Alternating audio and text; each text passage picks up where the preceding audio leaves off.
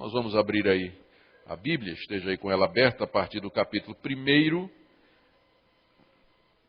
de 1 Coríntios, que nós iremos então lendo à medida que formos fazendo a leitura. Nós vamos começar, na verdade, a partir do capítulo 10. Aqui nos versos iniciais, verso 1º, 2º e 3º, o apóstolo Paulo faz a saudação inicial, que sempre faz nas suas cartas, agradece a Deus pelos coríntios e ora por eles, e aqui no verso 10 ele já começa a falar a respeito do problema das divisões que havia na igreja. Então vamos ler aqui a partir do verso 10, a primeira parte, e vamos ler de 10 a 17. Rogo-vos, irmãos, pelo nome de nosso Senhor Jesus Cristo, que faleis todos a mesma coisa, e que não haja entre vós divisões, antes sejais inteiramente unidos na mesma disposição mental e no mesmo parecer. Pois a vosso respeito, meus irmãos, fui informado pelos da casa de Cloe de que há contendas entre vós. Refiro-me ao fato de cada um de vós dizer, eu sou de Paulo, e eu de Apolo, e eu de Cefas, e eu de Cristo. Acaso Cristo está dividido? Foi Paulo crucificado em favor de vós, ou fostes porventura batizados em nome de Paulo? Dou graças a Deus, porque nenhum de vós batizei, exceto Crispo e Gaio, para que ninguém diga que fostes batizados em meu nome. Batizei também a casa de Estéfanas. Além destes, não me lembro se batizei algum outro. Porque não me enviou Cristo para batizar, mas para pregar o Evangelho, não com sabedoria de palavra, para que se não anule a cruz de Cristo. Nesses 7 versículos iniciais que nós temos aqui, Paulo coloca que ele tinha tomado conhecimento desse problema que estava acontecendo na igreja. Em primeiro lugar, ele faz uma exortação aos crentes, aí no verso 10, para que eles estejam unidos.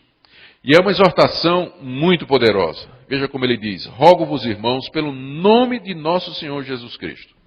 Então, não é simplesmente uma orientação ou um conselho, mas é um pedido do apóstolo Paulo e um pedido em nome de Jesus.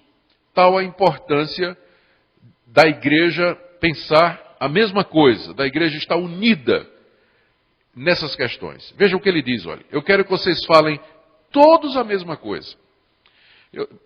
Não podemos esperar que numa igreja todos falem a mesma coisa. Sempre haverá diferença de opinião aqui e acolá em algum ponto. Mas nos pontos essenciais da fé cristã, haja uma unidade, haja uma inteireza, haja uma coesão. É dessa maneira que a igreja expressa ao mundo o fato de que ela é única, é uma. Não são 2 ou 3 ou 4 igrejas que Cristo tem. Cristo tem uma igreja só. E para que o mundo saiba que é uma igreja só, os cristãos de toda parte do mundo deviam dizer a mesma coisa, concordar e confessar as mesmas coisas. Estas mesmas coisas que constituem a base da comunhão dos verdadeiros cristãos têm sido discutidas através da história. O que é que realmente é essencial? O que é que faz com que uma igreja seja cristã? E alguns têm uma lista, outros têm outra, mas via de regra se acredita que aquilo que está no credo dos apóstolos, juntamente com as confissões da reforma, formam a base do que seria a verdadeira igreja cristã. A crença num único Deus, trino, a crença que esse Deus criou o universo, que Deus Filho se fez homem na pessoa de Cristo para nos salvar dos nossos pecados, na pessoa do Espírito Santo, na ressurreição de Cristo, na sua subida aos céus, no seu reino, no julgamento final, no perdão dos pecados e na vida eterna. E juntamente com a igreja, o tempo foi passando e a igreja foi definindo mais especificamente em que é que ela acredita.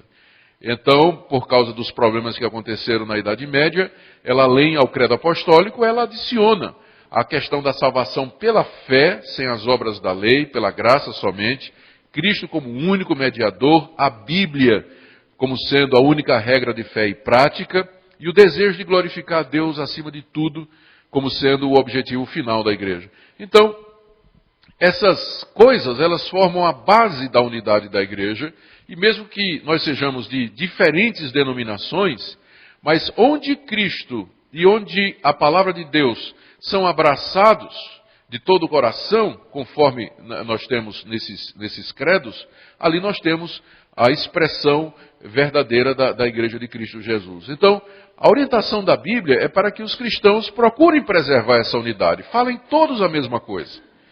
E às vezes a discussão é necessária, a briga é necessária para a gente aclarar um ou outro ponto. Mas, no geral, os cristãos, eles são irmãos e confessam a mesma coisa. Ou, como Paulo coloca negativamente aí, não é? Ele diz que não haja entre vós divisões. Que não haja divisões entre nós. Às vezes a divisão é necessária. Quando, por exemplo, uma igreja local, ela se deteriora, ela se afasta da palavra de Deus de tal maneira que ela fica irreconhecível, ela não é mais igreja de Cristo, então os fiéis têm que cair fora mesmo, que não dá mais para ficar. Quando a igreja se afasta completamente da palavra de Deus, os que são fiéis, eles têm quase que por obrigação dar testemunho contra aqueles erros, saindo. Eles tentam, primeiro, lá dentro, falar, eles tentam se posicionar contra, mas chega um momento que eles têm, que realmente não dá para ficar e tem que sair, como por exemplo na Reforma Protestante. Martinho Lutero não queria sair da Igreja Católica, e ele tinha a esperança de que pela pregação, ensino da Bíblia, ele ia converter a Igreja Católica, reformar a Igreja Católica. Mas ele logo percebeu que isso não ia dar certo, a partir do momento que o Papa mandou excomungá-lo, né? Então não teve jeito, eles tiveram que realmente sair, ou foram saídos da igreja, porque não tinha mais como continuar. Então, há um momento em que essa divisão é necessária, só que não é uma divisão entre irmãos. É um momento em que os verdadeiros crentes, verdadeiros irmãos, dizem que os outros não são, porque não confessam mais aquelas verdades que constituem o núcleo da igreja cristã. Mas, no geral, quando nenhuma verdade está em jogo, quando nenhum grande ponto teológico ou nenhuma questão prática fundamental está em jogo, os cristãos deveriam estar unidos, não deveria haver divisões entre eles. Mas eles deveriam zelar pela unidade da igreja e permanecer juntos. Veja só, ele diz aqui, não haja entre vós divisões. Aí ele volta a falar, estejais inteiramente unidos na mesma disposição mental e no mesmo parecer. União de mente, união de disposição, união de opinião. É claro, esse é o ideal que o apóstolo Paulo coloca para aquela igreja, e era o ideal que também Deus coloca para nós. E para que a igreja seja inteiramente unida, é preciso que haja docência, que haja ensino, para que a igreja, os irmãos saibam em que é que eles devem crer, para que então eles possam ter a mesma disposição mental, a mesma atitude.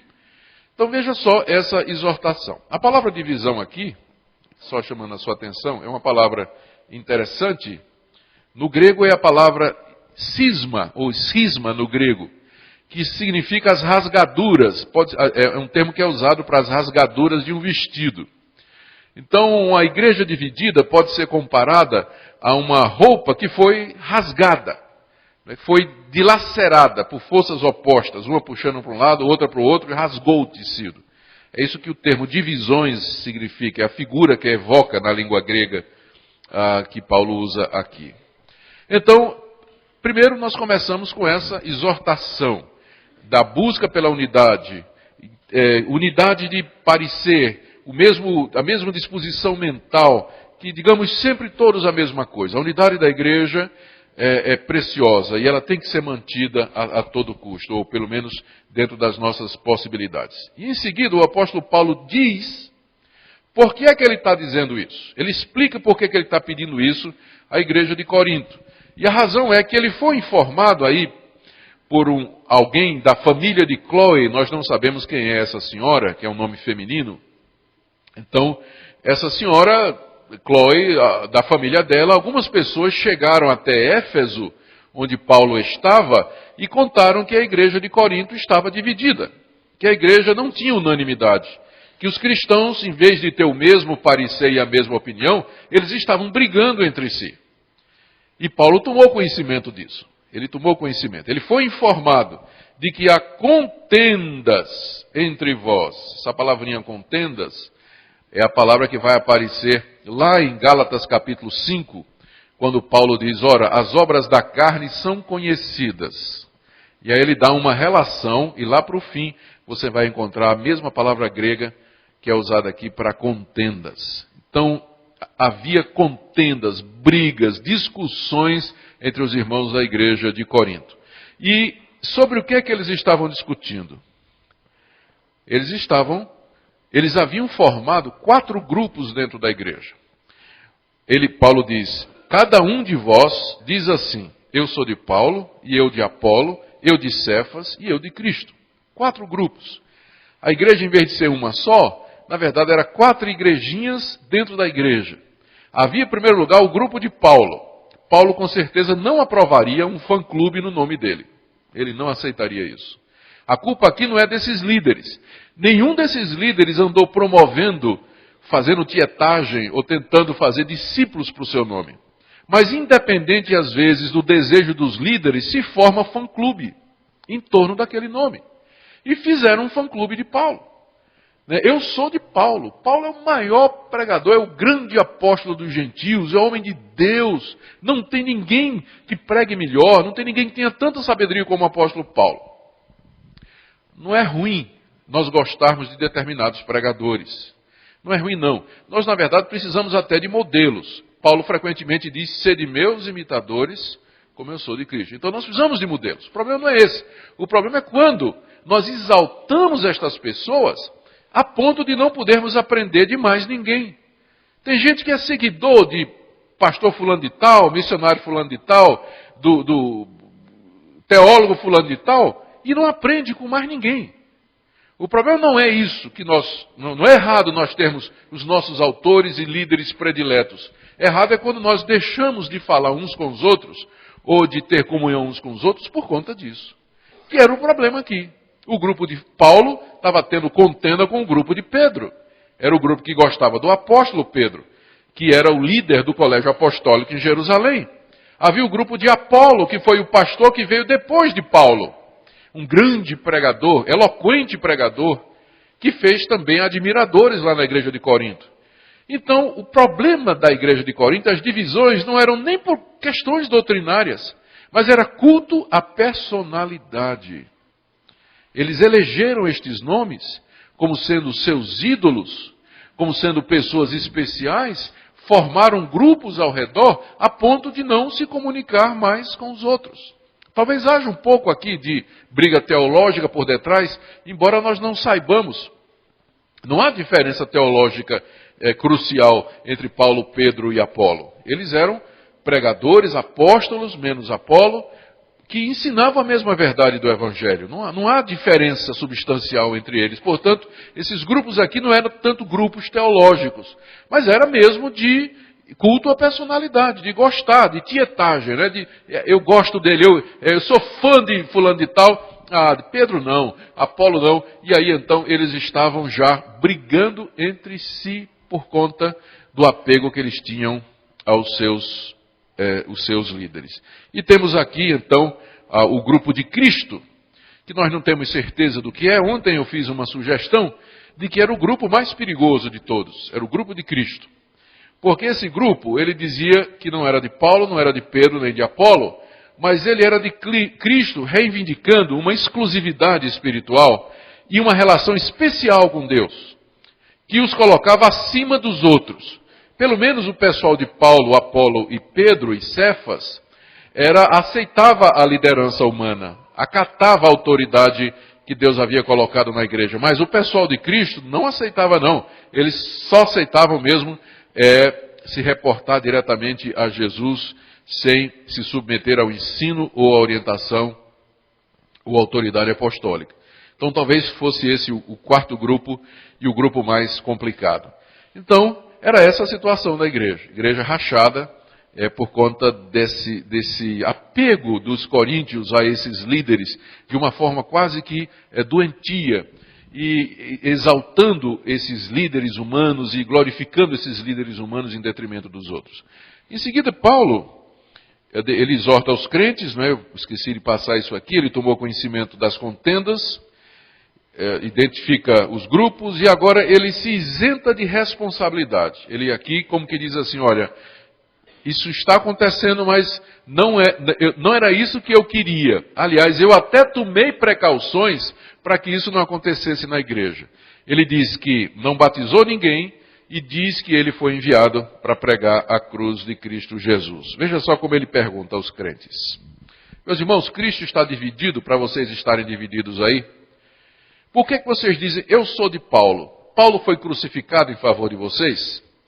Paulo morreu por causa de vocês? Vocês foram batizados em nome de Paulo?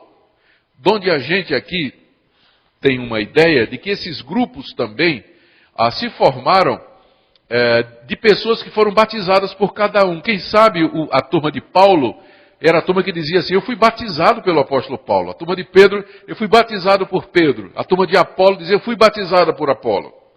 É uma hipótese que nós não temos certeza, primeiro porque não sabemos se Pedro alguma vez passou em Corinto para batizar alguém. Então não há indícios de que Pedro esteve na cidade de Corinto para visitar essa igreja. De qualquer forma, o elo do batismo é muito forte. Ainda hoje a gente encontra gente dizendo, olha, quem me batizou foi o pastor fulano de tal. Não é? A gente encontra essa relação assim de respeito e de honra. Mas Paulo aqui, quando ele esteve em Corinto, ele teve cuidado para não batizar ninguém. Ele teve o cuidado de não batizar ninguém. Exatamente para evitar que as pessoas olhassem para ele e o glorificassem e o exaltassem como se ele fosse uma pessoa especial. Veja como ele diz aqui, ó. Dou graças a Deus porque não batizei ninguém de vocês. Já pensou um pastor dizer isso? Eu dou graças a Deus que eu não batizei ninguém de vocês. Já pensou o pastor Misael chegar e dizer isso aqui para vocês? Fica estranho, né? Mas é que entenda a situação. Paulo sabia muito bem quem ele era. Paulo era um homem de Deus enviado para pregar o evangelho, lançar as bases da igreja. Sinais e prodígios eram feitos pela mão de Paulo. Com facilidade, as pessoas poderiam idolatrar o apóstolo Paulo, se apegar ao apóstolo Paulo e dar honras e glórias a Paulo, que só pertencia a Deus. Então Paulo, como todo bom pastor, que sabe que toda a glória é de Deus, ele resolveu não batizar ninguém para evitar que as pessoas formassem um fã-clube em torno do seu nome. Você que é um pastor sábio, né? Ele sabia que ele era famoso. Paulo sabia o peso que ele tinha. Então ele andou cuidadosamente para não dar motivo para as pessoas dizerem, eu sou de Paulo. Ele não batizou ninguém em Corinto, com duas exceções, né? Aí ele diz, exceto Crispo e Gaio. Aí sim ele lembra de dois, não é, que ele batizou.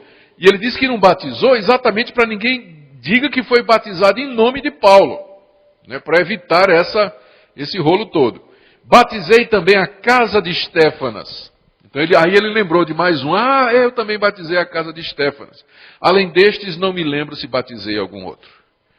Então, como todo pastor sábio, homem de Deus, humilde, que não quer que as pessoas fiquem fazendo culto à personalidade, Paulo, quando esteve em Corinto, ele não deu motivo. Ele pregou o evangelho, fundou a igreja, mas disse, eu não vou batizar ninguém, para depois eles vão dizer que foram batizados por mim ou em meu nome e vão me dar mais glória do que de fato eu mereço, porque toda a glória é de Deus. Já pensou se todos os líderes evangélicos do Brasil fizessem isso? Que eles, na verdade, não estivessem atrás de seguidores e de discípulos para si, mas que eles tomassem cuidado e cautela para evitar que as pessoas olhassem para eles como se eles fossem pessoas especiais ou diferentes, para que toda a glória fosse só de Deus. Mas o que é que a gente vê hoje no meio evangélico?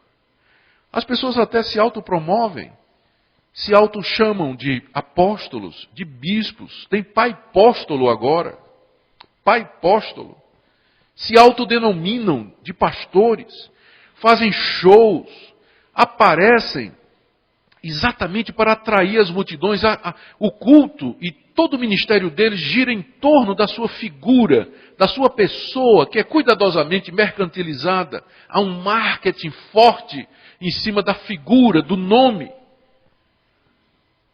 Totalmente contrário à atitude do apóstolo Paulo. Vejam que tempos perigosos nós estamos vivendo hoje no evangelicalismo brasileiro. Quando os cristãos, que já perderam de muito o bom senso, e perderam de muito discernimento, correm atrás desses auto-intitulados líderes uma tietagem, um culto à personalidade que não cabe na igreja de Jesus.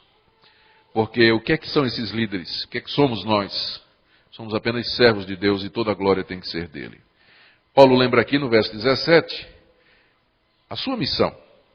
Não me enviou Cristo para batizar, mas para pregar o Evangelho.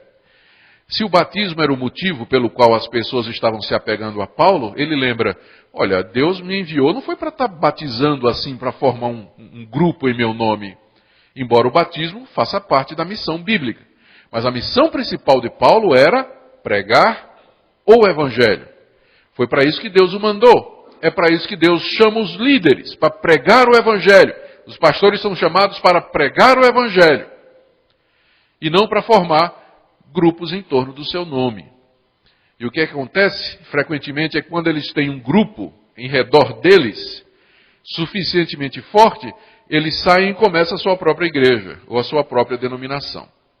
Então isso acontece com muita frequência e tem acontecido na história da igreja. No Brasil, os protestantes crescem mais por divisão, mitose, né, se não me engano, do que pela fundação de novas igrejas. Aí um pastor amigo meu, com uma certa idade, diz, o diabo dividiu, mas Jesus abençoou. Aí o que é que eu vou fazer, né? O diabo divide, mas Jesus abençoa. Tá bom, abençoa. Igrejas que nasceram de visão, e são muitas no Brasil todo, né? Então, e Deus tem misericórdia e abençoa. Mas que com certeza não é esse o testemunho que nós queremos dar ao mundo da unidade cristã, e isso às vezes ocorre para grande tristeza nossa. Muito bem. Então, eis aqui o problema que estava acontecendo na igreja. Uma igreja dividida em torno de personalidades, em torno de líderes, e que, por causa disso, havia contendas entre os membros da igreja. Como é que Paulo iria resolver esse assunto? Primeiro, nós temos que entender a causa dessas divisões. Apesar de convertidos, os coríntios ainda funcionavam com a mentalidade carnal do mundo. Veja só, os gregos, os coríntios, eles eram gregos. E os gregos amavam a filosofia. A filosofia, o berço da filosofia é a Grécia. E de lá que vieram os grandes apóstolos, os grandes filósofos, que eram apóstolos da filosofia. Eles tinham escolas. Esses filósofos, eles tinham escolas, que eram feitas em cima do seu nome. Tinha os aristotélicos, tinha os platônicos, os socráticos. Todos eles se orgulhavam do nome do fundador da escola. E os coríntios eram gregos e gostavam da filosofia. Eles, antes de conhecerem a Cristo, conhecerem Paulo, Pedro e Apolo, eles eram de Sócrates, eles eram de Platão, eles eram de... Como no mundo você encontra pessoas que giram em torno dos seus ídolos. Pessoas que não conhecem a Deus, mas elas têm seus ídolos. Elas têm as pessoas que elas amam. Elas têm camisa com a foto dessa pessoa. No quarto está cheio de fotografia do ídolo predileto. Compram DVD com essas pessoas, vão a show dessas pessoas, ficam acompanhando nas revistas a história do seu ídolo e tudo mais. As pessoas se apegam. Né? As pessoas se apegam a esse tipo de coisa e idolatram com facilidade outro ser humano. Os coríntios também faziam isso. E eles faziam isso com os líderes das escolas de filosofia. Da mesma forma que nós somos apegados aos nossos ídolos na nossa cultura brasileira, os coríntios se apegavam aos mestres de filosofia, aos fundadores das escolas, aos líderes das escolas filosóficas. Aí o que aconteceu?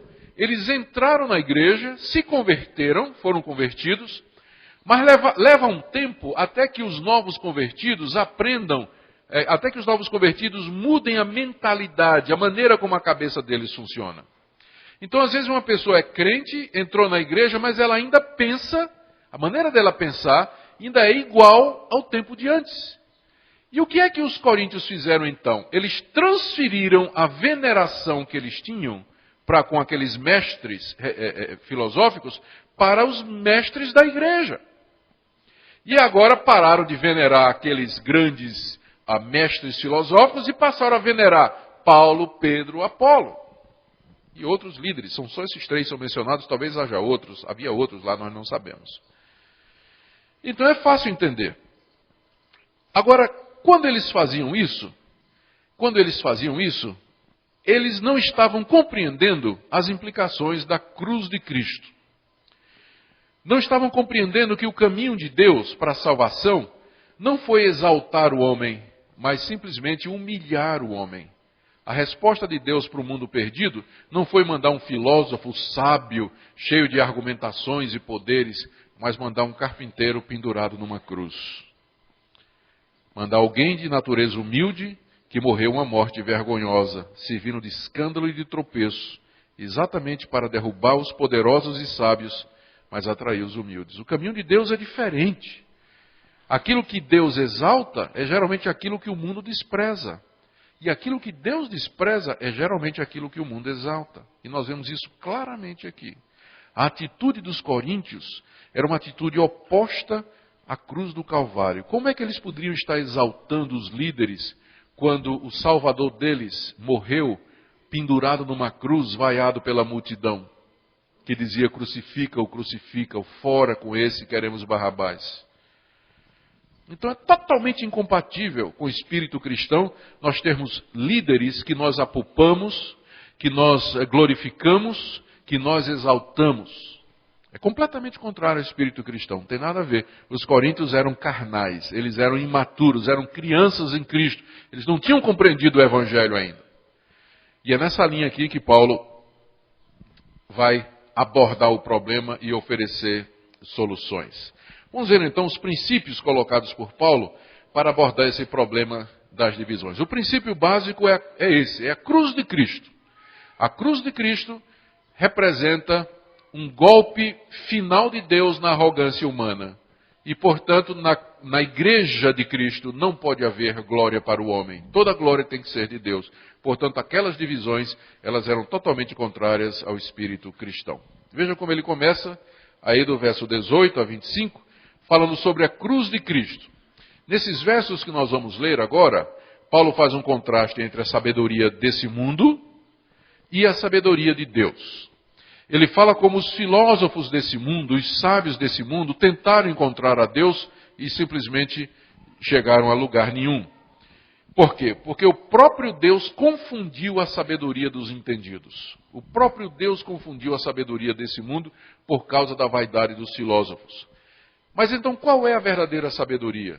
A verdadeira sabedoria é a cruz, que escandaliza o mundo, mas é a glória daqueles que foram chamados. Portanto, por que os coríntios estavam se vangloriando nos seus líderes, da mesma forma que antigamente se vangloriavam dos mestres de filosofia? Deus não tornou vã a filosofia desse mundo?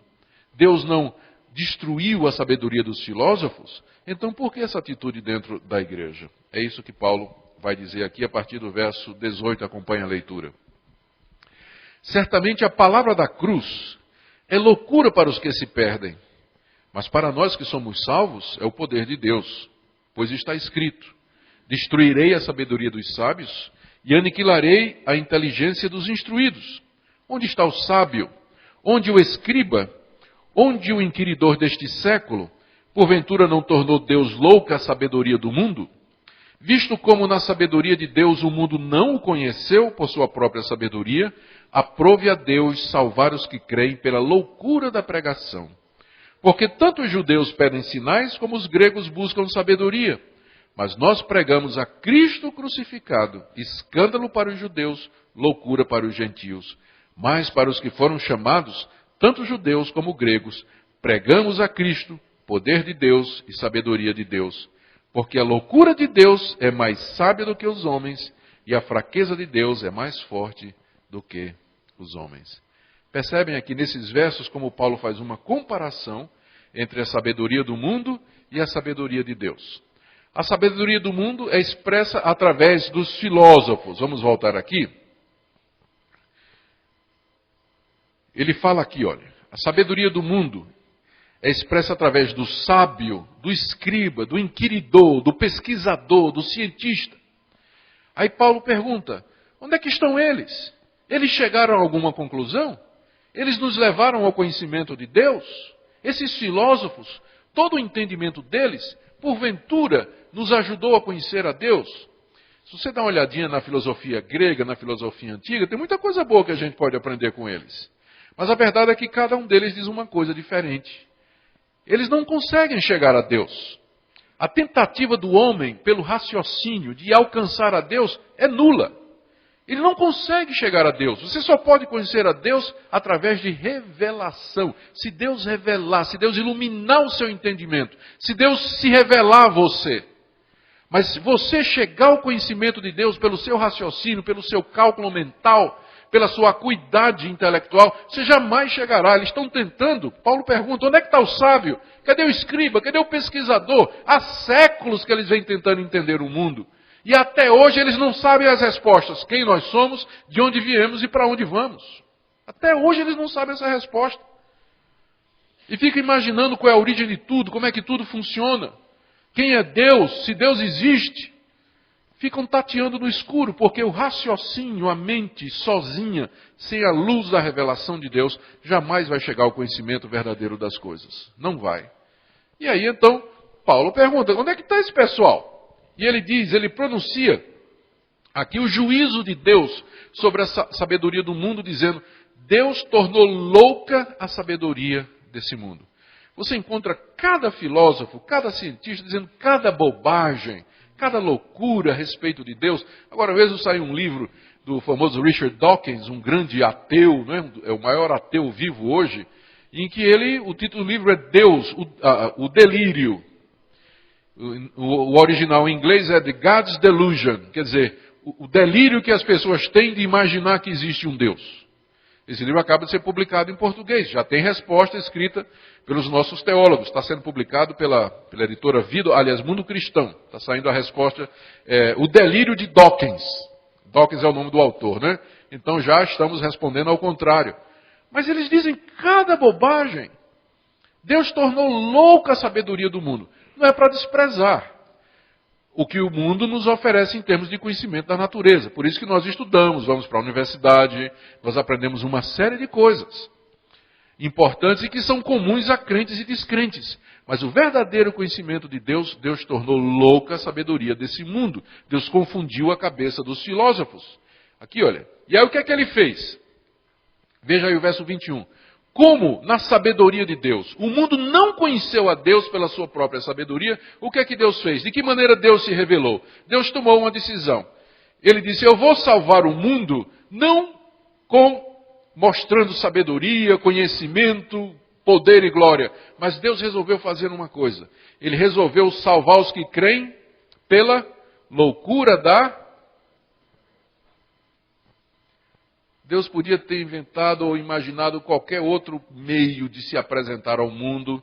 Algumas vezes as pessoas perguntam, por que Deus simplesmente não rasga os céus e aparece e mostra ao mundo que Ele existe?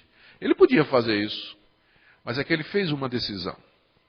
Ele escolheu salvar o mundo pela loucura da pregação. Para quê? Para humilhar os soberbos, para humilhar os arrogantes. E somente para quê? E para que somente os humildes de coração venham a conhecê-lo de verdade. Os arrogantes não entrarão no reino de Deus. Porque para entrar, você tem que reconhecer que o caminho do Deus Todo-Poderoso que criou os céus e a terra foi esse, de ter um carpinteiro pendurado numa cruz, vaiado, para salvar o mundo.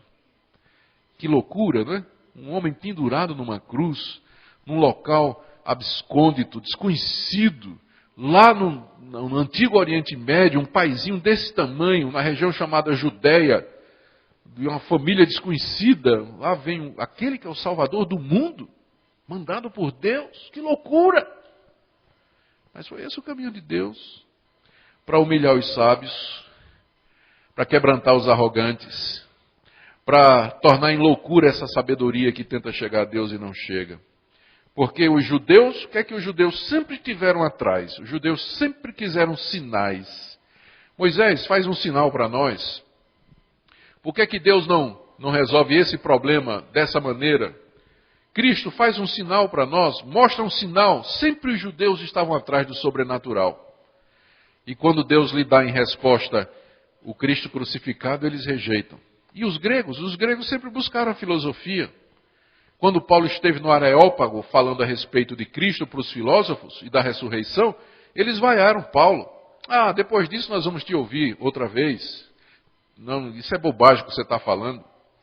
Mas, mesmo diante da busca do sobrenatural e da sabedoria, nós pregamos a Cristo crucificado. Essa é a mensagem da igreja.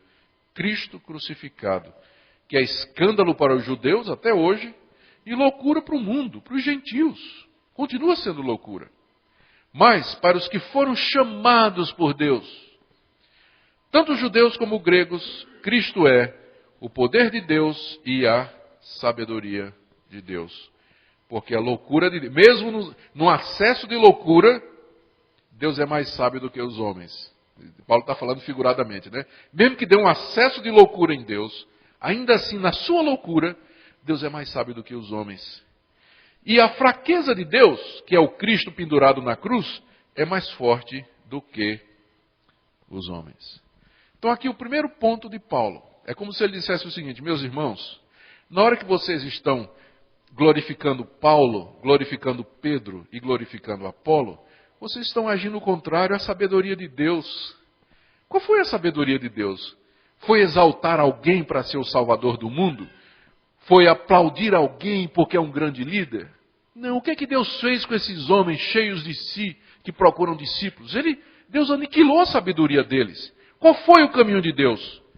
Foi mandar ao mundo um príncipe, um general, um rei glorioso, montado num cavalo branco com seus exércitos para salvar o mundo? Foi esse o caminho de Deus? Não, não. Mandou o seu filho, que nasceu de uma virgem, de uma família pobre, que aprendeu a ser carpinteiro, que viveu 30 e poucos anos entre nós e finalmente morreu rejeitado pelo seu próprio povo em uma morte horrenda que foi a morte de cruz. Esse é o caminho de Deus. Então parem de dizer: eu sou de Paulo, eu sou de Pedro, eu sou de Apolo, eu sou de pastor tal, de bispo tal, de teólogo tal, de fulano de tal. Que isso não tem nada a ver com o espírito cristão. Isso é contrário ao evangelho de Cristo, toda vez que nós nos vangloriamos nos homens. Segundo princípio, essa é a primeira coisa que Paulo ensina. Segunda coisa, Paulo se volta para os coríntios e diz assim: olhe para vocês. Não são muitos os sábios que tem no meio de vocês, são? Quantos de vocês aqui são senadores da República? Quantos de vocês aqui são professores da universidade com PhD, DDD, TNT, ODD, todos esses títulos que existem por aí? Quantos de vocês estão entre os bilionários desse mundo? Ou aparecem na revista Caras, ou Forbes, como aqueles que têm as 10 maiores riquezas do mundo? Olhemos para nós, de onde nós viemos. Somos o povo comum. A maioria da igreja, a grande maioria, é do povo comum da terra. Os nobres, os ricos e os poderosos, onde eles estão? A quem Deus escolheu? A quem Deus chamou? Observe entre vocês, Paulo diz. Por que Deus resolveu chamar os humildes do mundo? O povo. Por que Deus resolveu chamar o povo e não os nobres, os ricos e os poderosos? Primeiro, porque ele queria confundir os sábios e poderosos desse mundo, que pensam apenas em termos de glória humana. E no fim Deus queria fazer com que a glória fosse somente dele. Se a igreja avançasse e conquistasse o mundo, porque é feita dos mais ricos e dos mais poderosos, estaria fácil explicar o segredo da igreja. Mas se a igreja conquistou o mundo como conquistou até hoje, e ela é feita de pessoas como nós, onde está o segredo da igreja? A resposta é em Deus. Como é que você explica que 12 pescadores, cobradores de impostos, em 300 anos, fizeram com que o cristianismo dominasse o Império Romano, a ponto do imperador ter que declarar que o cristianismo era agora a religião oficial? De onde é que veio aquela autoridade? De onde é que veio a sabedoria, o poder e a força para que aqueles 12 homens mudassem o mundo em menos de 300 anos? A glória tem que ser de Deus. É isso que Paulo diz. Por isso, gloriar-se nos homens é não entender o caminho de Deus. É não conhecer a cruz. É não ter percebido ainda as implicações da cruz do Calvário. É inverter a maneira como Deus vê a humanidade. É isso que Paulo diz nesses versículos aqui. A partir do verso 26, vamos ler. Irmãos, reparai, pois, na vossa vocação, visto que não foram chamados muitos sábios, segundo a carne, nem muitos poderosos, nem muitos de nobre nascimento. Paulo não está dizendo que não existam, porque a história da igreja mostra que vários poderosos, sábios e nobres se tornaram membros da igreja. E eram cristãos verdadeiros, como hoje na igreja você encontra gente, empresários, juízes, senadores, que são crentes em Cristo Jesus. Mas não são muitos. A grande maioria é de gente como nós. Deus não chamou muitos, pelo contrário, verso 27, Deus escolheu as coisas loucas do mundo para envergonhar os sábios, e Deus escolheu as coisas fracas do mundo para envergonhar as fortes, e Deus escolheu as coisas humildes do mundo, e as desprezadas e aquelas que não são, para reduzir a nada as que são, a fim de que ninguém se vanglorie na presença de Deus. Aqui, Paulo declara o objetivo de Deus em fazer isso, para que ninguém se vanglorie na presença de Deus. Ninguém se vanglorie. Mas vós sois dele, de Deus, em Cristo Jesus, o qual se nos tornou da parte de Deus sabedoria, justiça, santificação, redenção, para que, como está escrito, aquele que se gloria, glorie-se no Senhor. Deus escolheu os humildes, os que não são, os de não nobre nascimento, para fazerem parte do seu povo. E qual é a nossa glória? É Cristo Jesus, que da parte de Deus se tornou para nós aquilo que o mundo não conhece: verdadeira sabedoria, justiça, santificação e redenção. Para que, se nós vamos nos gloriar, que nós nos gloriemos não em Paulo, nem em Pedro, nem Apóstolo, nem Calvino, nem Armínio, nem Tillich, nem Barth, nem Bruna, nem Bultmann, nem todos esses homens aí, teólogos, homens da igreja, Agostinho, não. A nossa glória está em Deus. Ele é que é o autor da redenção, Ele é quem mandou seu Filho Jesus Cristo para nos salvar na cruz do Calvário. Não estamos desprezando o trabalho dessas pessoas, nem a contribuição delas para a igreja, mas entre eles, que eu citei, os verdadeiros pastores seriam os primeiros a dizer, como Paulo, eu não quero glória nenhuma. Como Calvino, que ao morrer disse que o seu túmulo ou deveria ser oculto ou que não colocassem qualquer nome que identificasse a sua sepultura, para evitar romaria depois que ele morresse. Então, o verdadeiro pastor, ele tem essa atitude, ele sabe que a glória é de Deus. É uma pena quando líderes se levantam no meio evangélico atraindo as pessoas para si, formando seu grupo, sua comunidade, sua igreja e sua denominação. É completamente contrário ao Espírito de Cristo e do Evangelho. Vamos para o terceiro ponto aqui. O testemunho de Paulo. Ele primeiro ele fez a comparação entre a sabedoria de Deus e a sabedoria dos homens. Depois ele apontou para a vocação dos coríntios. Olhem para vocês, é a prova de quem Deus realmente escolheu. E agora ele fala de si mesmo. Ele dá o testemunho dele do tempo em que ele esteve entre os coríntios, aí no capítulo 2, de 1 a 5. Ele diz que a pregação entre os coríntios foi a cruz de Cristo na dependência de Deus. Quando ele esteve em Corinto, ele tomou uma decisão, Paulo. Ele ia pregar somente a Cristo, ia pregar Cristo crucificado. E ele fez isso com um objetivo. A sua pregação, portanto, era uma pregação não sensacionalista em retórica, em eloquência, com efeitos especiais e frases de efeito. Não. O alvo dele era evitar seguidores seus e fazer discípulos de Cristo. É tão importante quando um pastor pode escrever para a sua igreja e dizer assim: vocês lembram quando eu fui pastor aí? Como é que foi minha pregação? Vocês lembram que eu não fiz show? Vocês lembram que eu não procurei impressionar vocês, mostrando a minha cultura, mostrando o meu conhecimento.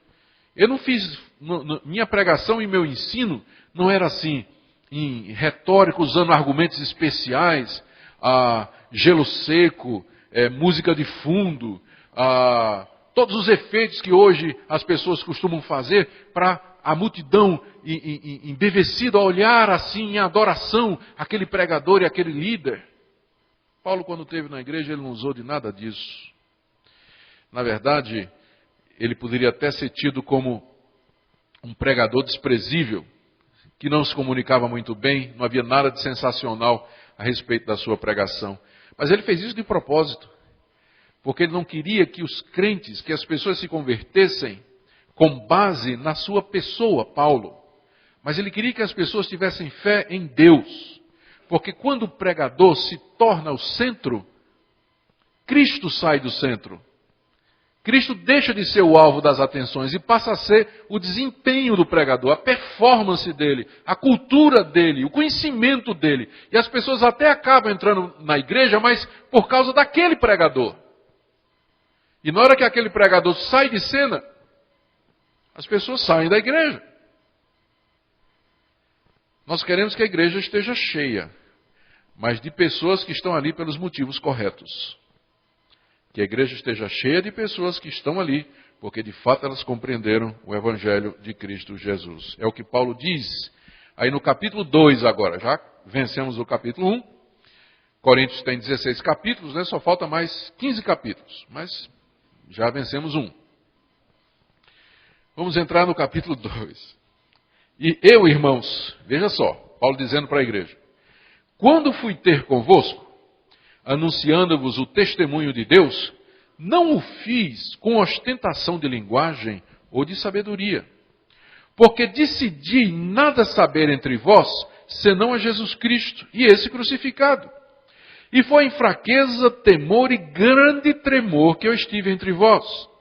A minha palavra e a minha pregação não consistiram em linguagem persuasiva de sabedoria, mas em demonstração do Espírito e de poder, para que a vossa fé não se apoiasse em sabedoria humana, e sim no poder de Deus. Esses 5 versículos, eles nos falam daquele tempo que Paulo esteve ali. Então veja só, como foi a pregação de Paulo, quando ele esteve lá entre os coríntios? Eu quero que vocês lembrem quem era Paulo. Paulo era um dos homens mais bem preparados daquela época. Falava pelo menos grego, hebraico, aramaico, latim e o dialeto de Tarso da Cilícia. Pelo menos 5 línguas ele falava. Era um homem que foi criado em 3 culturas. Era judeu, filho de pais com cidadania romana e que foi criado no mundo grego. Era um homem que conhecia, dá para ver pelas cartas dele, a literatura grega. Ele cita filósofos e poetas gregos aqui. O raciocínio de Paulo é um raciocínio profundo, lógico. Era um homem treinado. Era um homem preparado.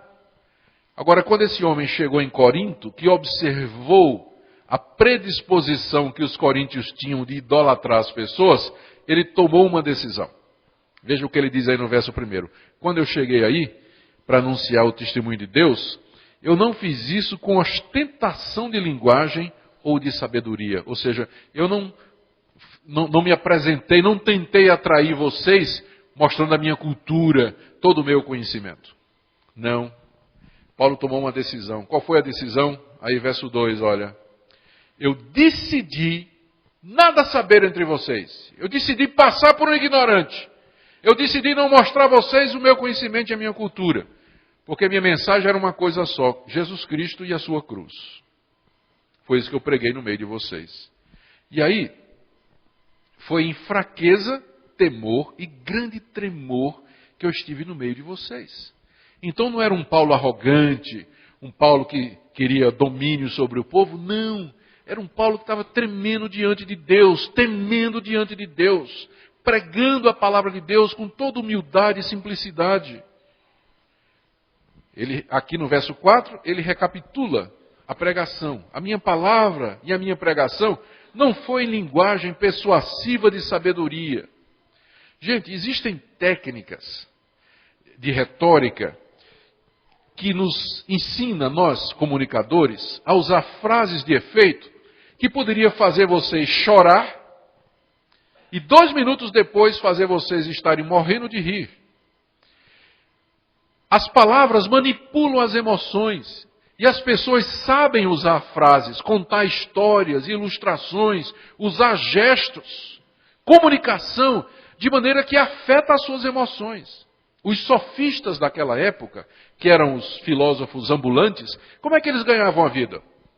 Eles chegavam numa praça, juntavam um grupo e eles começavam a discursar, começavam a falar. Eles tinham um manual de retórica de Aristóteles, que foi um dos primeiros criados no mundo, e eles empregavam as palavras de maneira calculada, que a multidão se emocionava, a multidão ficava enlevada, ou então ele colocava a multidão lá embaixo. A multidão chorava, ria. Eles manipulavam as multidões com palavras. Depois passavam um chapéuzinho, né? E as pessoas colocavam dinheiro. É assim que eles viviam. Isso acontece até o dia de hoje. Até no tom da voz. Meus irmãos, Deus está conosco, aleluia! Amém! Existe esse tipo de coisa, de manipular multidões e os sentimentos das pessoas, sempre houve. Mas o verdadeiro pastor, o verdadeiro emissário de Deus, ele não quer ganhar as pessoas através de, Paulo diz aqui, linguagem persuasiva de sabedoria. Mas qual é a ferramenta dele? Demonstração do Espírito e do poder. O efeito do Evangelho não é através de retórica, mas através da atuação do Espírito Santo, de maneira poderosa nos corações, nas mentes, transformando os corações, inclinando a vontade, esclarecendo o entendimento. É isso que nós queremos, é isso que o verdadeiro líder quer. Agora veja só, qual era o propósito do apóstolo Paulo? Veja aqui o verso 5. Para que a vossa fé não se apoiasse em sabedoria humana, e sim no poder de Deus. Porque quando o pregador é o centro das atenções, e a sua mensagem, o seu ministério gira em torno de si, a fé das pessoas que o seguem está apoiada na sabedoria humana, nos métodos humanos que ele emprega. Mas para que a fé das pessoas se apoie no poder de Deus, nós temos que sair da frente. O pregador tem que se anular para que a cruz de Cristo apareça. Para que as pessoas confiem em Cristo e em Deus e não na figura do pregador. Então aqui está o testemunho do apóstolo Paulo. Ele diz, meus irmãos, olhem, lembra o tempo que eu tive aí com vocês? Eu não dei a vocês nenhum motivo de vocês fazerem um grupo, eu sou de Paulo. Porque a minha pregação foi simples. Preguei a Cristo crucificado. Não usei linguagem retórica nem persuasiva para impressionar vocês, mas apresentei o Evangelho de maneira clara e simples, porque eu queria que vocês seguissem a Cristo e não a mim. Que vocês fossem discípulos de Jesus e não discípulos de Paulo. E não discípulos de Paulo. Muito bem. Vamos para o quarto ponto. Estamos caminhando. Depois de falar isso, Paulo agora muda um pouco o assunto. E ele começa a falar do ministério do Espírito Santo de Deus, fazendo um contraste entre o espírito desse mundo e o Espírito de Deus. O mundo e as pessoas não regeneradas, elas não compreendem as implicações da cruz de Cristo, que é a sabedoria de Deus. A prova é que os poderosos desse mundo crucificaram o Senhor da glória. Se bastasse ser sábio, entendido e poderoso e nobre para conhecer as coisas do reino de Deus, quem é que crucificou Jesus? Foram os sábios, os entendidos e os poderosos. Eles não o reconheceram. Não viram quem ele era. Entretanto, os que têm o Espírito de Deus, recebem de Deus o conhecimento espiritual necessário para discernir as coisas de Deus. E aí Paulo faz um contraste entre o homem natural e o homem espiritual. Ao gloriar-se nos homens, os coríntios estavam agindo como pessoas do mundo, como pessoas naturais que não foram regeneradas pelo Espírito de Deus. Esse trecho, capítulo 2, de 6 a 6, é extremamente importante. E é muito rico e profundo. E naturalmente o nosso tempo aqui não vai permitir uma exploração mais a fundo, mas vamos ver o que é que Paulo está dizendo. Veja só. Verso 6 em diante. Entretanto, expomos sabedoria entre os experimentados, entre os maduros. Não, porém, a sabedoria deste século, nem a dos poderosos desta época, que se reduzem a nada. Mas falamos a sabedoria de Deus em mistério, outrora oculta, a qual Deus pré-ordenou desde a eternidade para nossa glória. Sabedoria essa que nenhum dos poderosos deste século conheceu, porque se a tivessem conhecido, jamais teriam crucificado o Senhor da glória. Mas como está escrito, nem olhos viram, nem ouvidos ouviram, nem jamais penetrou em coração humano o que Deus tem preparado para aqueles que o amam. Mas Deus nos revelou pelo Espírito, porque o Espírito a todas as coisas prescruta, até mesmo as profundezas de Deus. Porque qual dos homens sabe as coisas do homem, senão o seu próprio Espírito que nele está? Assim também as coisas de Deus, ninguém conhece senão o Espírito de Deus. Ora, nós não temos recebido o Espírito do mundo, e sim o Espírito que vem de Deus, para que conheçamos o que por Deus nos foi dado gratuitamente. Disso também falamos, não em palavras ensinadas pela sabedoria humana, mas ensinadas pelo Espírito, conferindo coisas espirituais com espirituais.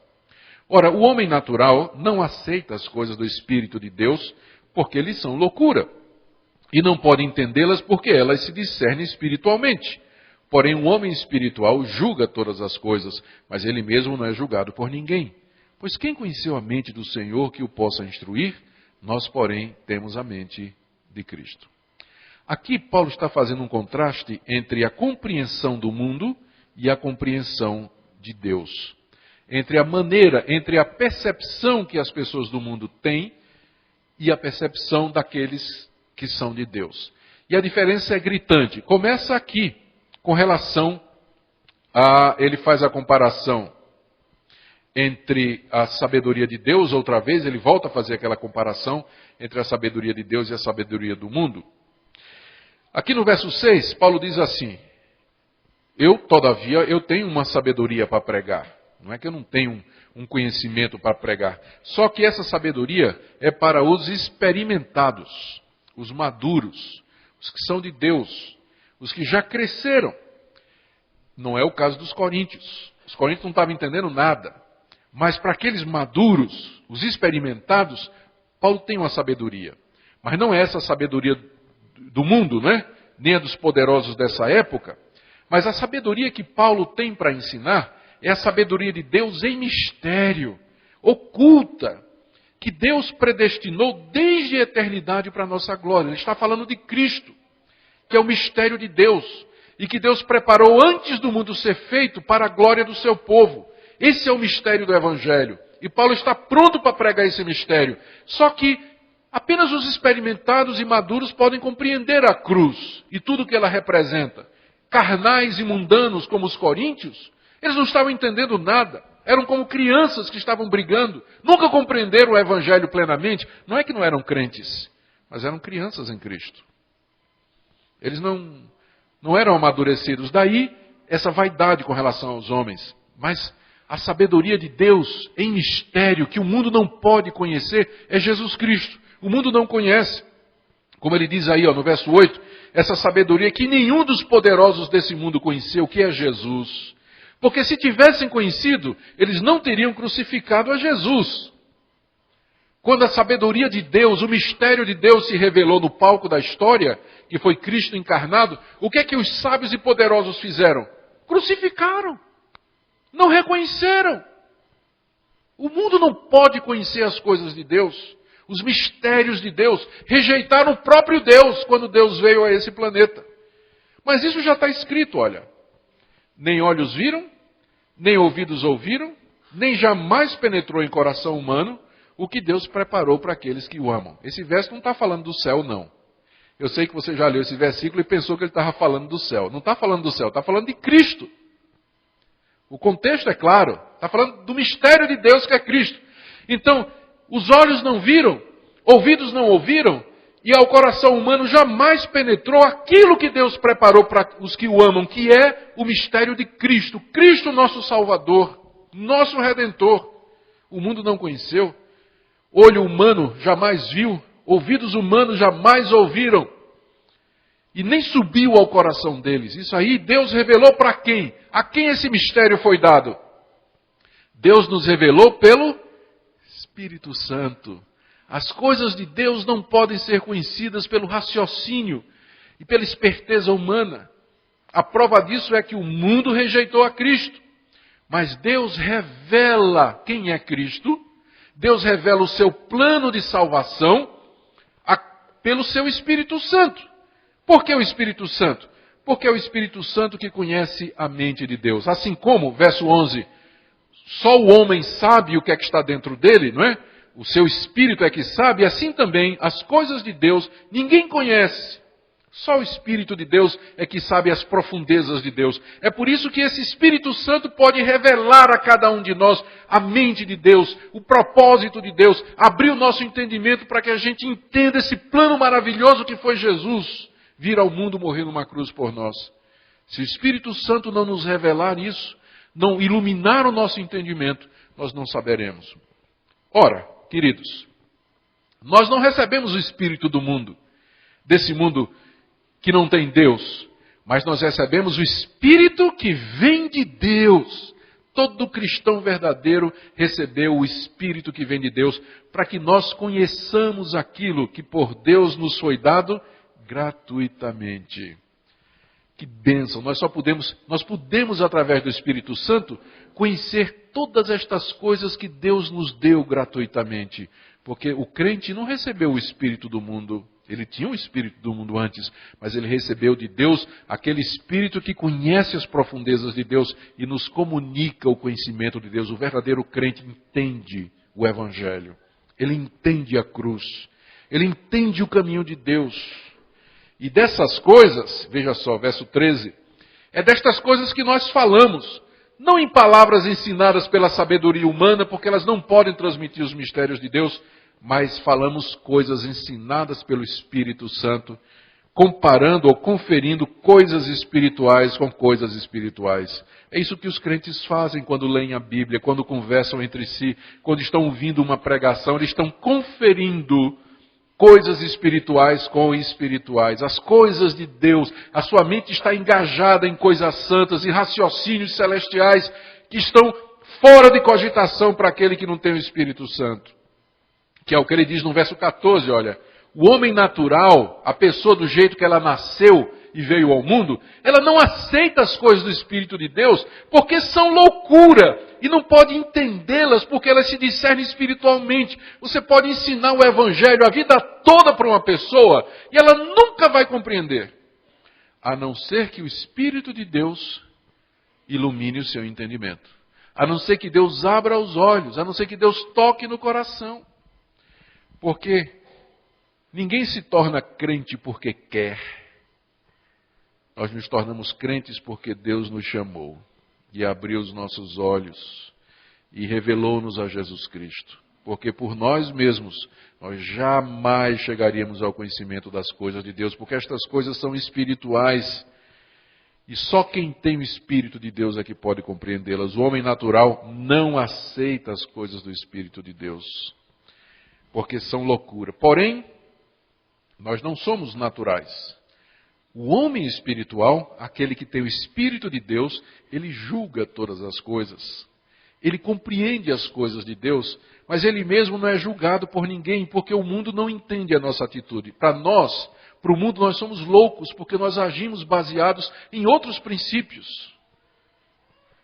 Quem conheceu a mente do Senhor para que possa instruí-lo? Nós, porém, temos a mente de Cristo. Já pensou? Todo crente verdadeiro, ele tem a mente de Cristo. Ele raciocina como Cristo raciocinou, buscando em primeiro lugar o reino de Deus, conferindo coisas espirituais com coisas espirituais, tendo discernimento espiritual, se relacionando com o Pai. O que você é? Um homem natural ou espiritual? A gente pode dizer por aquilo que a gente pensa, pela nossa maneira de entender, por aquilo que a gente gosta.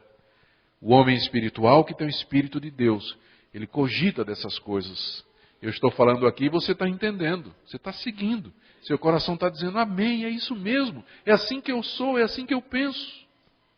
Mas se nada disso aqui faz sentido para você, você deve começar a se perguntar realmente qual é a sua verdadeira relação com Deus. Qual é o seu estado real diante de Deus? Nós temos a mente de Cristo. Então aqui está feita a diferença entre o homem natural, o homem do mundo, que não tem um espírito, que não entende as coisas de Deus, e o homem espiritual, aquele que tem um espírito, aquele que é convertido, que compreende as coisas de Deus. E agora Paulo chegou aonde ele queria chegar. Aqui ele estava armando o canhão. Ele instalou o canhão, colocou a munição, fez a mira, colocou o dedo no gatilho. E agora ele vai dar o tiro. Ele chegou exatamente onde ele queria. Paulo então se volta para os coríntios e diz: é uma pena, mas eu não posso tratar vocês como gente espiritual. Porque vocês são carnais, vocês estão agindo como pessoas naturais, como pessoas do mundo. Vocês são crentes, mas estão agindo como gente do mundo. Pensei que vocês eram espirituais, mas vocês não são. Vocês pensam que são espirituais, mas vocês não são. O motivo é que vocês estão agindo como as pessoas do mundo agem. Eu sou de Paulo, de Pedro e de Apolo. Isso é um mundo que age assim. Crentes não deviam agir assim. As divisões que estão aí entre vocês mostram que vocês não são espirituais. Vocês estão agindo conforme o mundo. Vamos ler o texto onde Paulo diz estas coisas aqui, ó, capítulo 3. Vencemos mais um, tá? Capítulo 1, capítulo 2, entrando no terceiro. Ele diz: eu, porém, irmãos, veja só, eu, porém, irmãos, não vos pude falar como a espirituais, e sim como a carnais, como a crianças em Cristo. Leite vos dei a beber, não vos dei alimento sólido, porque ainda não podíeis suportá-lo, nem ainda agora podeis, porque ainda sois carnais. Porque havendo entre vós ciúmes e contendas, não é assim que sois carnais e andais segundo o homem? Quando, pois, alguém diz: eu sou de Paulo, e outro: eu de Apolo, não é evidente que andais segundo os homens? Pronto, era isso tudo que Paulo queria dizer desde o início, só que ele estava preparando o ambiente. Ele volta para a igreja e diz o seguinte: vocês pensam que vocês são espirituais porque falam línguas, porque têm visões, sinais e prodígios acontecem no meio de vocês? Vocês não são espirituais, porque espiritual é quem conhece a mente de Deus. Quem tem discernimento da mente de Deus compreende as implicações da cruz de Cristo.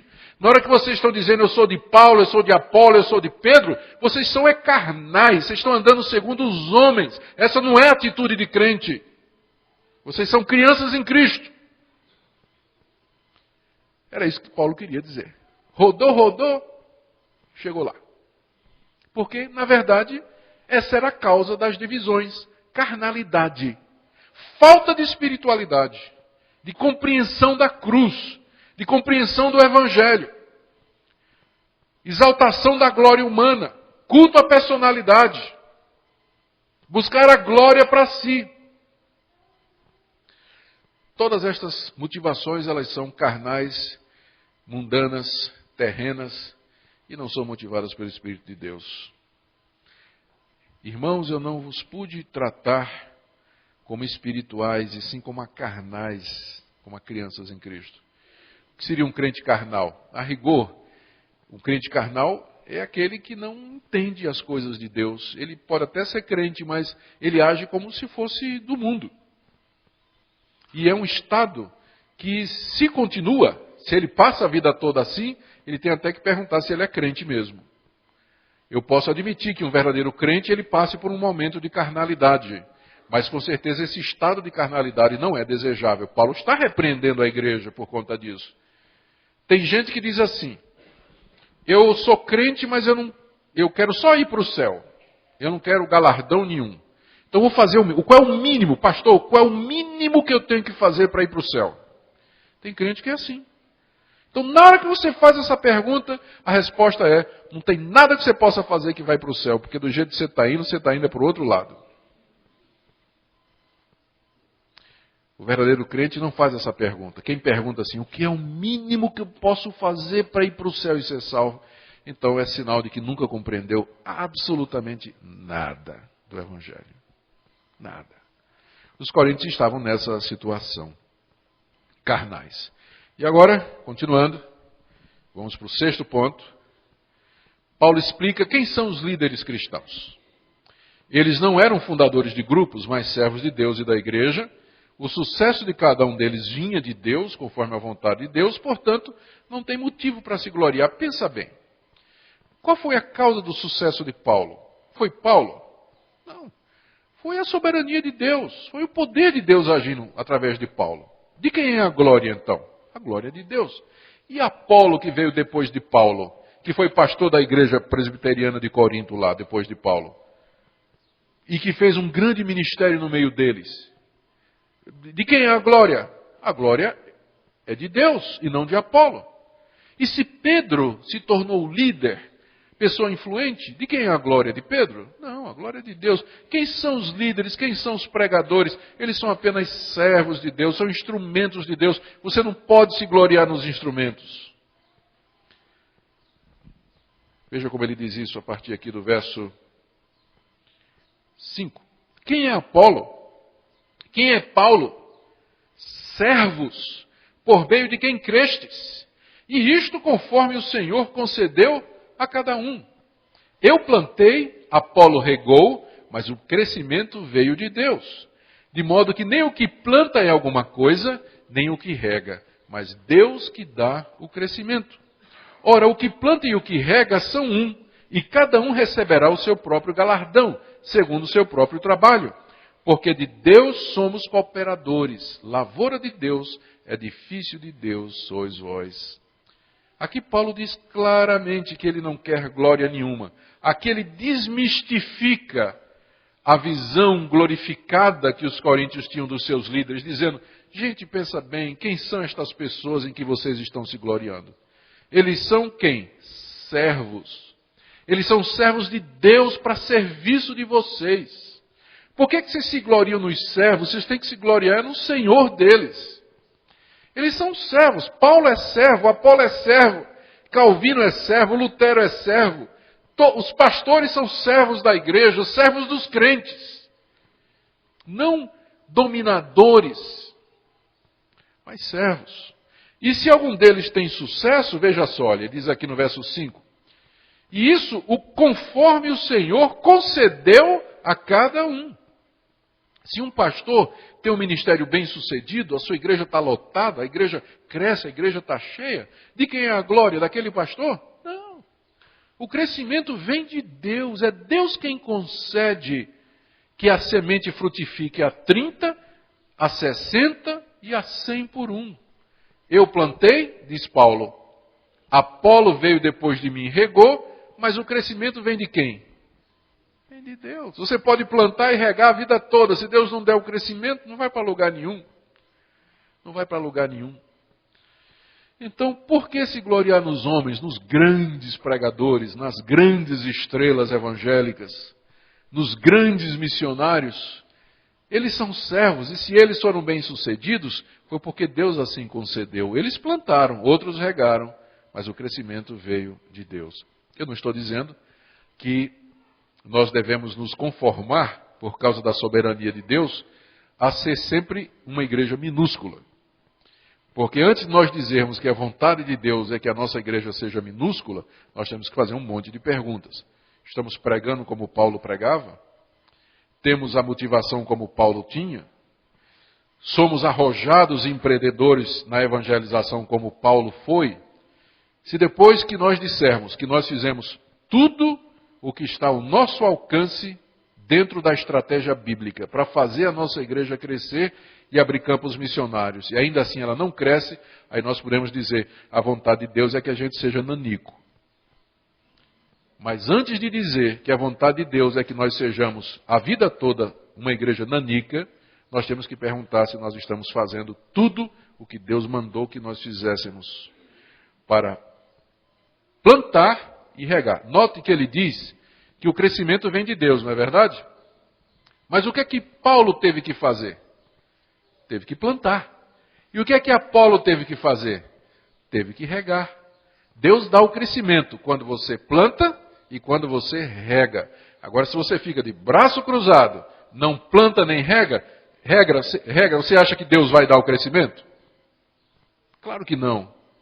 Então, antes de dizer que nós somos nanicos por causa da soberania de Deus, vamos perguntar, se nós plantamos e se nós regamos. Mas se nós plantamos e regamos, e a igreja cresce, temos que lembrar que a glória é de Deus. Por isso não tem que ficar gloriando em ninguém, porque ele diz aqui, olha, de Deus nós somos cooperadores. E a igreja é a lavoura de Deus, o edifício de Deus. Muito bem? 7º ponto. Estamos chegando. E eu vou terminar aqui com essa palavra. Paulo fala sobre os que dividem a igreja.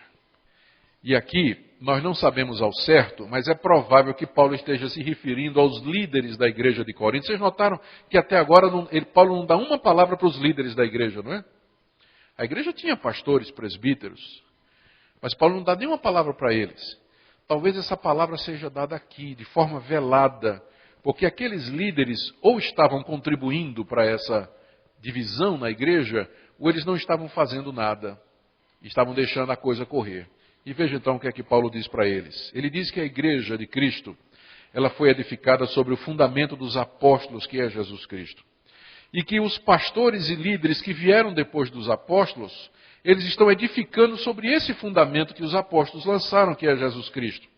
E no dia do juízo final, Deus vai julgar o ministério dos pastores de acordo com o que eles fizeram e de acordo com suas motivações. É mais ou menos assim. Os apóstolos lançaram a base, e aí vieram os pastores e edificaram o edifício da igreja em cima daquela base. Só que uns edificaram direito e outros edificaram errado. No dia do juízo, Deus vai julgar os ministérios dos pastores e as suas motivações. E os que dividiram a igreja serão castigados severamente. Paulo diz. Vamos ver? Verso 10. Segundo a graça de Deus que me foi dada, lancei o fundamento como prudente construtor, e outro edifica sobre ele. Porém, cada um veja como edifica. Porque ninguém pode lançar outro fundamento além do que foi posto, o qual é Jesus Cristo. Contudo, se o que alguém edifica sobre o fundamento é ouro, prata, pedras preciosas, madeira, feno e palha, manifesta se tornará a obra de cada um. Pois o dia demonstrará, porque está sendo revelada pelo fogo. E qual seja a obra de cada um, o próprio fogo o provará. Se permanecer a obra de alguém, que sobre o fundamento edificou, esse receberá galardão. Se a obra de alguém se queimar, sofrerá ele dano, mas esse mesmo será salvo, todavia como que através do fogo. Não sabeis que sois santuário de Deus e que o Espírito de Deus habita em vós? Se alguém destruir o santuário de Deus, Deus o destruirá, porque o santuário de Deus que sois vós é sagrado. Aqui, veja só, é fácil de compreender o raciocínio de Paulo. Aqui no verso 10, ele se compara a um prudente construtor. A palavra construtor no original grego é arquiteto. É de onde vem a nossa palavra arquiteto, é uma palavra grega. Então, Paulo, como um prudente construtor, um engenheiro, na verdade um arquiteto, ele planejou. Ele está falando da igreja de Corinto, né? Chegou em Corinto e ele lançou o fundamento da igreja. Ele pregou o evangelho, recebeu os primeiros membros, organizou a liderança. E aí veio outro e edificou sobre o fundamento que ele lançou. Ele está talvez falando de Apolo e de outros líderes que vieram depois de Apolo e que eram pastores da igreja. Cada um, porém, diz Paulo, veja como edifica. Eu lancei a base, eu fundei a igreja. Mas os que vieram depois de mim encontraram a base lançada e eles têm que ver o que é que eles estão fazendo. Porque eles não podem lançar outro fundamento. A igreja só tem um fundamento que já foi lançado, o que é Jesus Cristo. É por isso, deixa eu fazer uma pausa aqui. Esse é um dos argumentos para nós dizermos que nós não temos mais apóstolos hoje. Porque qual foi o trabalho dos apóstolos? Foi lançar o fundamento. Depois que o fundamento da igreja foi lançado, vieram aqueles que edificam sobre ele, os pastores, os mestres, os evangelistas, os pregadores. Hoje nós não temos mais apóstolos, porque o que é que um apóstolo ia fazer hoje? Lançar outro fundamento? Não temos mais fundamento para ser lançado. O fundamento da igreja já foi lançado. Foi essa a tarefa que Deus deu aos apóstolos. E uma vez que o fundamento foi pronto, ninguém que está construindo uma casa, construiu a casa, colocou, jogou o telhado, está na hora de fazer o acabamento, ele vai lançar outro fundamento? O fundamento já foi feito. A base da construção já foi lançada. Por isso que nós não temos apóstolos. Não existem apóstolos de Cristo hoje. Porque os apóstolos foram empregados para lançar a base da igreja. A base já foi lançada. Ninguém lança outro fundamento. Portanto, nós não temos mais apóstolos hoje. Nós temos quem edifica sobre o fundamento, que são os pastores, que são os mestres, os evangelistas, os doutores, os que ensinam, os que pregam, os que plantam igrejas, lançando sobre o fundamento. Mas apóstolo nós não temos mais. Contudo, veja só. Se o que alguém edifica é ouro, prata, pedras preciosas, madeira, feno e palha, isso vai ficar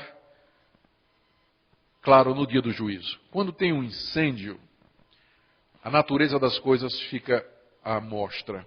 Materiais preciosos como ouro, pedras preciosas, a prata, eles duram e eles resistem mais ao fogo. Mas madeira, feno e palha queimam num segundo. O dia do juízo vai ser como uma fornalha a qual Deus submeterá o ministério dos pastores. E mesmo que um pastor seja crente verdadeiro, ele de repente, durante a sua vida, construiu o seu ministério pelos motivos errados. Foi ganancioso, foi mercenário, buscou a sua própria glória. No dia do juízo, o trabalho dele vai se queimar como um barraco de feno, palha e madeira. Ele vai ser salvo, diz o apóstolo Paulo aqui, não é? Aqui, no verso 14. Se a obra de alguém se queimar, ele vai sofrer o dano, mas será salvo, todavia, como que através do fogo. Uma pessoa que é salva de um incêndio, ela vai embora só com a roupa do couro, né? Está pegando fogo. Ela não para pegar a laptop, a bijuteria, a caixa de dólar que está embaixo do travesseiro. Ela cai fora. Para salvar a vida, né? Ela é salva com nada, só com a roupa do couro. Então, no dia do juízo, muitos pastores serão salvos, mas sem galardão nenhum, sem nada, porque o ministério deles foi semelhante a um barraco mal feito, construído pelos motivos errados, não tinha um amor a Deus verdadeiro. Mas em compensação, aqueles que foram servos fiéis, está aqui o verso 14. Se permanecer a obra de alguém que sobre o fundamento edificou, esse receberá o galardão, a recompensa de Deus. Deus recompensará os pastores fiéis no dia do juízo, uma vez que os seus ministérios forem provados e sondados. Mas aqueles infiéis serão salvos, como que através do fogo. Eu tenho uma má notícia para você, que ficava pensando na sua cabeça, eu não quero receber galardão no céu, eu quero entrar ainda que pelo fogo. Ele não está falando de crente aqui. Ele está falando dos pastores e do ministério dele. Não tem isso de crente que entra no céu salvo pelo fogo. Ou você é crente ou você não é. Ou você é de Deus e anda nos caminhos de Deus, ou você não é.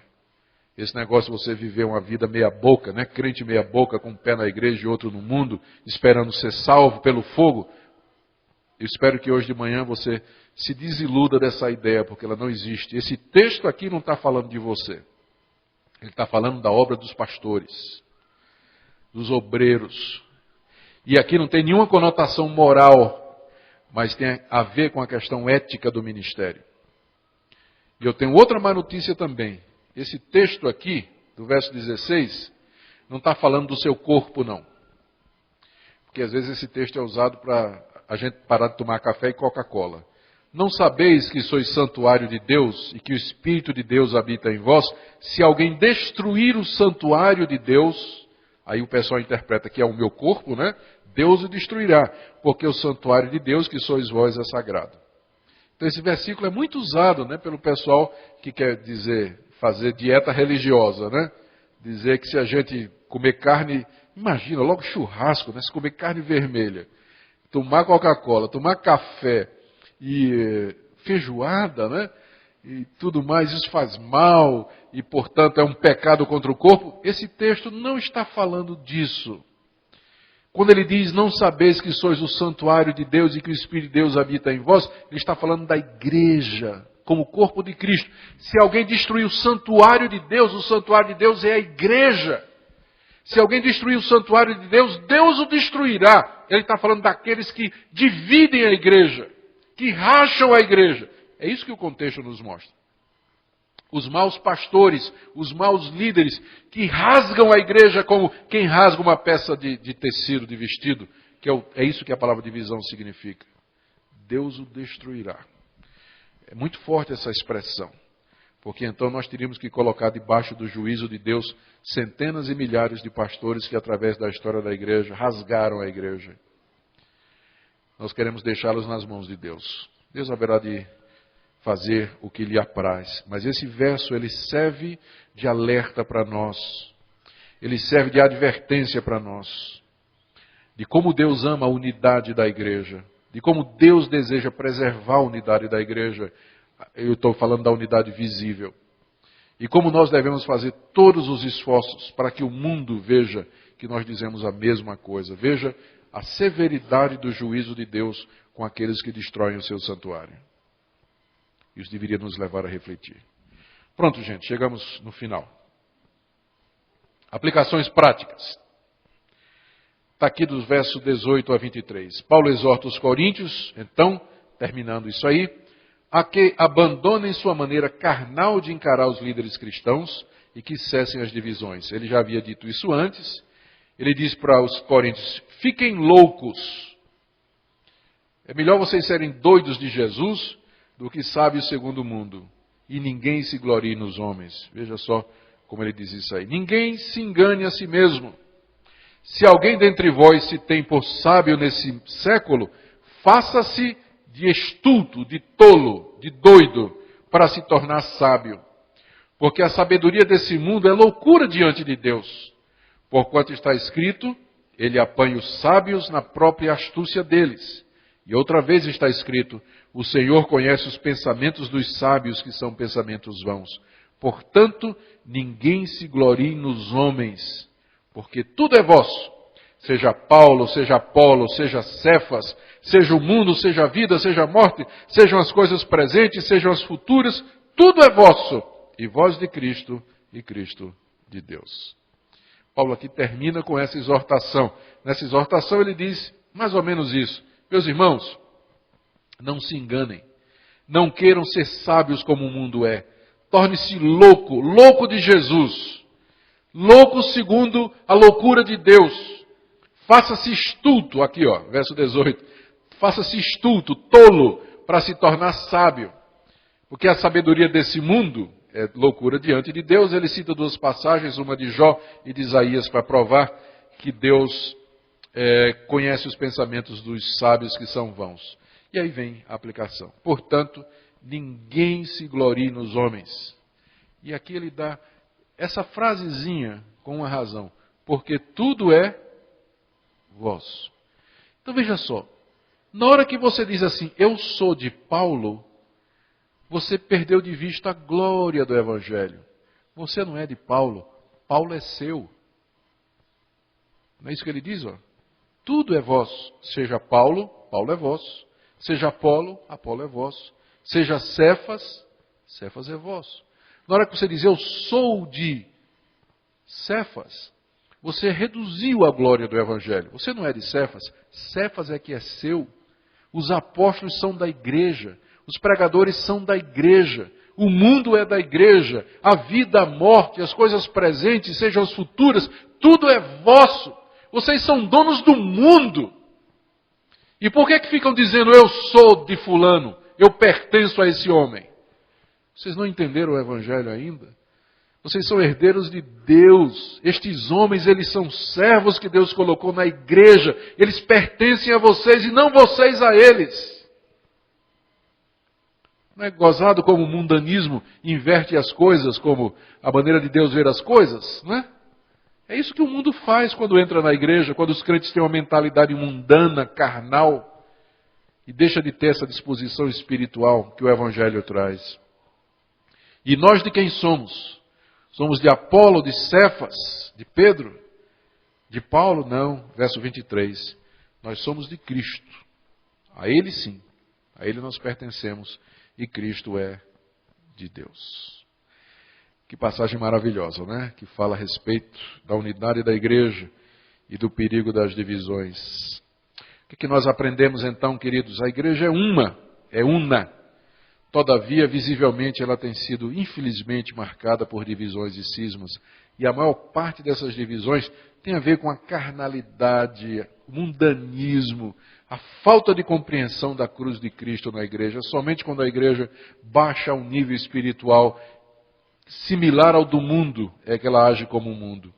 Há momentos, como eu disse, que devemos sair. Mas somente em última instância e por razões teológicas e éticas claras e cruciais. E outra coisa que nós aprendemos aqui é que o modelo de liderança evangélica de hoje tem servido para promover divisões e facções dentro da igreja de Cristo. Porque os próprios líderes estão ansiosos para conseguir discípulos, fã-clubes, seguidores, formar sua igreja, a sua denominação, montar a sua comunidade. E que tristeza quando isso acontece, descaracteriza a igreja de Deus.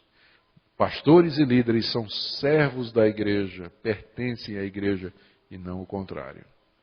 Queira Deus nos dar humildade, sabedoria e discernimento nessa hora difícil que nós vivemos no Brasil, em termos de liderança e divisões no meio do povo.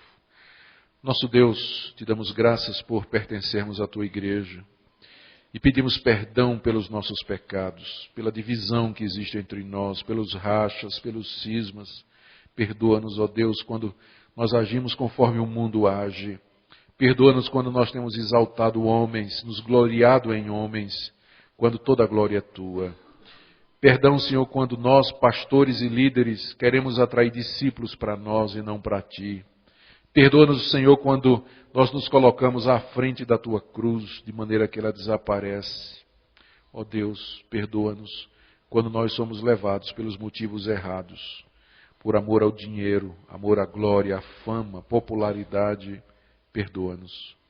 E, ó Deus, dá-nos um legítimo avivamento espiritual que comece na liderança evangélica do Brasil, trazendo quebrantamento, arrependimento, purificação, mudança de vida. Ouve a nossa oração, em nome de Jesus. Amém.